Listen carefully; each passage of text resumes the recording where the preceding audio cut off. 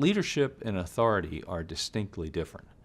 Authority, people do based on the rules and the cultures that they've grown up in and the expectations, and can be done in a pretty low-stress environment. And people are more than happy to do things based on authority.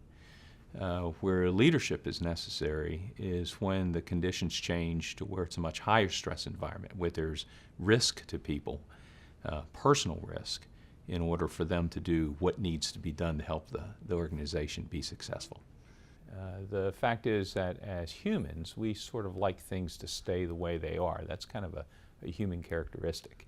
And change can sometimes be challenging for us as individuals, and it's also challenging for organizations. It involves a level of risk that says we're willing to step it from the known into what may be the unknown to get some sort of gain. You want risk to be taken at all levels, but you want appropriate risk. Just risk for risk's sake is really not very healthy, and there are a couple things about why you want risk in a good organization. Risk is an essential component of innovation.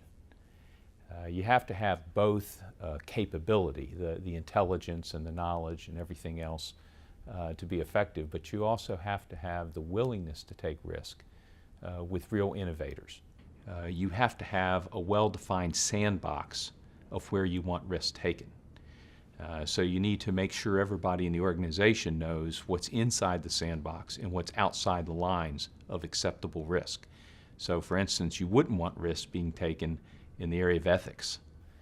You do want them to take risk in other areas. So defining that very clearly is very important. And then at all levels in the organization, when people take risk but fail, you have to make sure that you don't punish that. In fact, sometimes you might even encourage that in order to help develop that propensity to take risk and to be innovative.